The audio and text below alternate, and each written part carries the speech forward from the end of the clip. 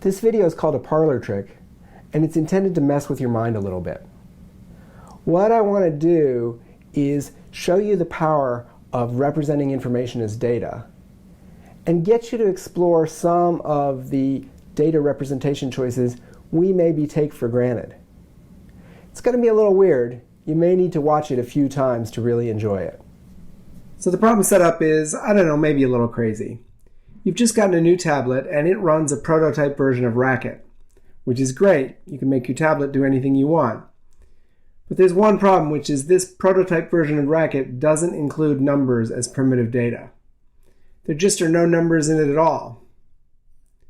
Fortunately, it does have cons and first and rest and strings. And you know what the self-referential data definition is for numbers. And you know that it's based on the idea that add1 is kind of like cons and sub1 is kind of like rest. So you actually know how to solve this problem and define your very own numbers from scratch. Here we go. We'll make a new type called natural. I'm making it all uppercase to distinguish it from the old type called natural. And we'll just say, like the old type, that it's going to be a well-formed self-referential data definition.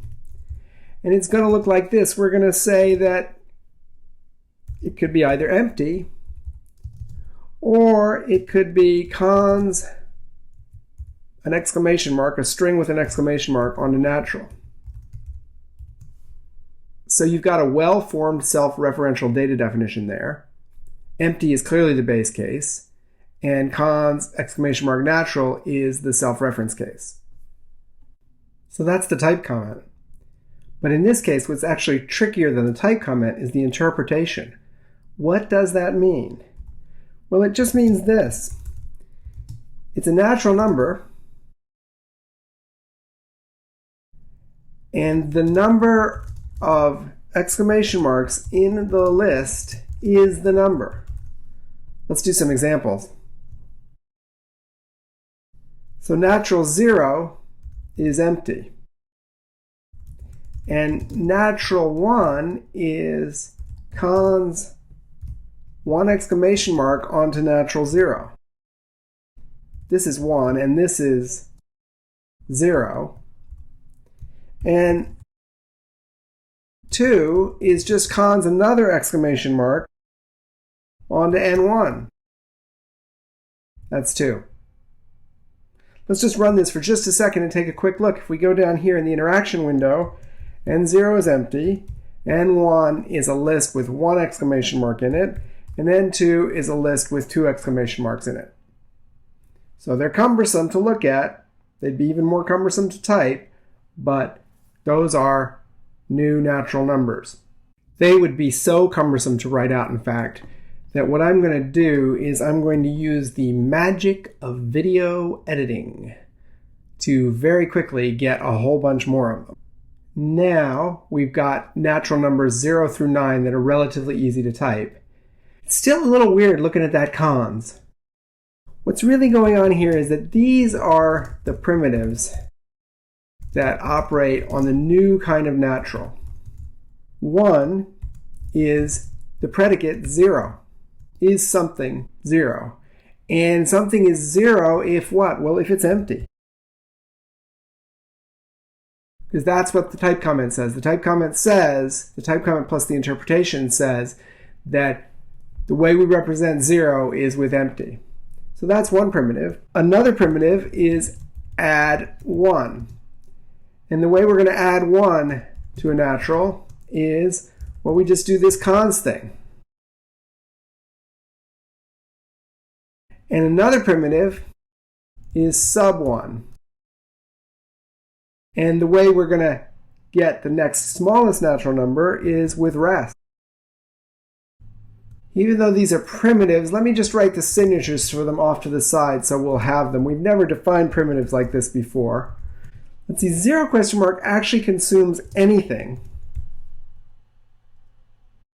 And it produces a Boolean to tell us whether what it consumed was the representation of 0. Add 1 consumes one of these newfangled naturals and produces one of these newfangled naturals. and sub1 consumes one of these new kinds of naturals, but it has to be bigger than 0. That's a restriction that's kind of like the restriction that rest has, right? Rest won't take empty. Rest needs a cons. Rest needs a list that's at least 1 long. So if you give sub1 a natural that's at least 1 or bigger, you'll get back another natural. And if we want, we could pretty this up a little bit. So there's our primitives. Now let's do the template. We'll do it like this. Fun for natural n. Let's see, it's a one of. I won't write out the template rules used. I'll just say them as I go. That's what we're going to be doing starting next week, so I'll do it in this last video of this week. Con, it's a one of. There's 2 cases. The first case is atomic distinct. Now remember, that empty really means 0. And the reason I wrote these primitives was so that we wouldn't go crazy when we saw ourselves calling empty on something that looked like it was supposed to be a natural. So I'm going to say 0 here. If the natural is 0, that's atomic distinct. Otherwise, ... and we'll put in n, because we know it's useful, and we'll say fun for natural sub1 of n. And of course, now that I have these primitives, this template looks just like the template for ordinary natural numbers, because I've got my own special version of 0 and my own special version of sub1. So remember, we're doing kind of a weird thing here. We're recreating the numbers. We're recreating the numerals in some sense. Okay? We're recreating the representation of the natural numbers. So there's the template. Now let's do some functions. Well, we've got 0, add 1, and sub1. One thing we don't have is plain old add, right? We don't have a way of adding together 2 naturals. So let's do that. Well, it's a function that consumes 2 naturals, and it produces a natural. And its purpose is to produce a plus b, assuming that's the name of the 2 naturals. I'll do the stub here. We'll call it add.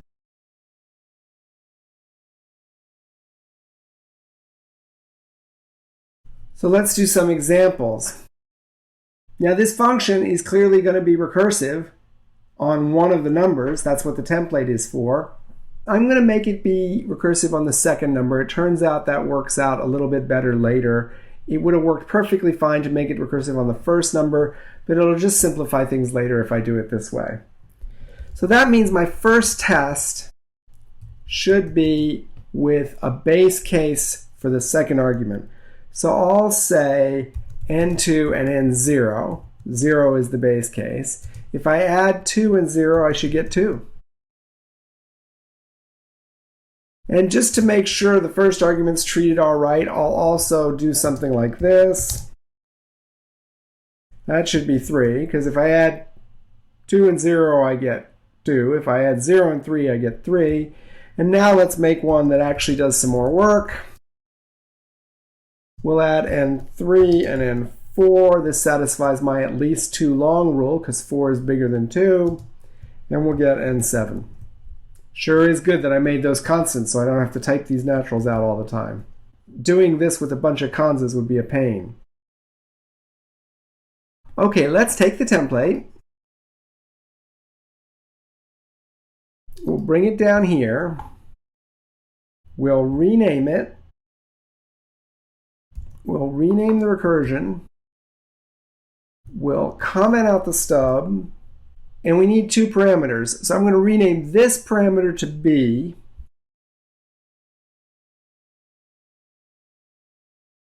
And I'll add a parameter a. And in the recursion, I'll add the parameter a also. So let's see. If I'm adding 2 numbers, a and b is 0, this is the base case, what's the result? Well, I know from arithmetic, and I also know from this example, that the result should be A. If you add A to 0, you get A no matter what A is. What do I do in this case here?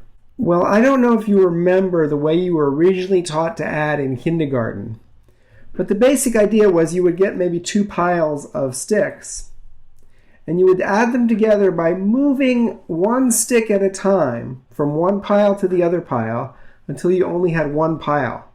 And if you counted while you did that, you got the right number. Well, that's what we can do here. Here, we're taking 1 away from B. So if at the same time we just add 1 to A, and produce that as our result, then that'll work, because if B is going to get smaller and smaller and smaller, each time B gets smaller by 1, A will get bigger by 1. Eventually B will be 0, and A will be the sum. So this is addition of 2 numbers together, 1 at a time. Let's try it. It works. I'll give you a little exercise to do now. If this is blowing your mind a little bit too much, then you don't have to do it, but you might have fun doing it. Finish this. And again, the suggestion I'll make to you is when you get to the template stage, set up the template on the second argument, and go ahead and work through this, and then restart the video. Or if you don't want to work through it yourself, restart the video right away. So here's my version of subtract. I've got 2 check expects. The base case one is first. Remember, I'm templating on B. So 0 for the second argument. If you subtract 0 from 2, you get 2. If you subtract 2 from 6, you get 4. And subtract is a little different than add. Let me just change how I've formatted add here. I'll break that on 2 lines. The way add works is you add to A while you subtract from B. The way subtract works is you keep taking 1 away from both A and B until B gets to 0. So that's add and subtract. Let's just look at them. The test passed, that's good. Watch this. Add n2 and n3, so that's adding 2 to 3, gets 5. 1, 2, 3, 4, 5 exclamation marks. Subtract 7, add 2 to n3. 2 plus 3 is 5. 7 minus 5 is 2. There's 2. We're doing all this arithmetic without using any natural numbers that were given to us by Dr. Rackett. We're using our own natural numbers. It's a little bit wacky. Let me just quickly show you how far you can go if you want to keep pushing on this. Here I've got the famous factorial function. Right? Factorial of 0 is 1. And factorial of everything else is the number times fact of 1 less than the number. If you don't know factorial, remember I promised there'd be no math. So you can just ignore this little bit. That's factorial written for these new natural numbers. 0 is uppercase. It's our special primitive. Sub 1 is uppercase. Fact is uppercase. But I'm calling times. We don't actually have times. So you could do times, you could wish for times and then do it. Let me just show you that this works. Fact of 0 is 1. Fact of 3 is 6. Fact of 4 is 24. If you count them, there would be 24. Fact of 8 it takes a long time to print. Long time to print. Very long time to print out this long list of exclamation marks. So what's the moral of the story here? The most important thing is to know when we design programs, we come up with data definitions that represent information. And we can take any data to represent any information we want. Now, of course, the underlying hardware makes some primitive data faster than other primitive data. we still haven't finished printing out this representation of fact of 8. Okay? This is a terrible representation of natural numbers. You would never want to use this. I just wanted you to see that you can take the bottom to be anything you want. You can come up with your own numbers, you can come up with your own strings, you can come up with your own lists. You can create any data you want. So as I said at the beginning, that's a little wacky. Most of the time, nearly all the time, you're just going to work with whatever representation of numbers the programming language gives you. Still, it's kind of fun to explore that. And remember, the rest of the material this week is not wacky. The rest of the material this week is essential.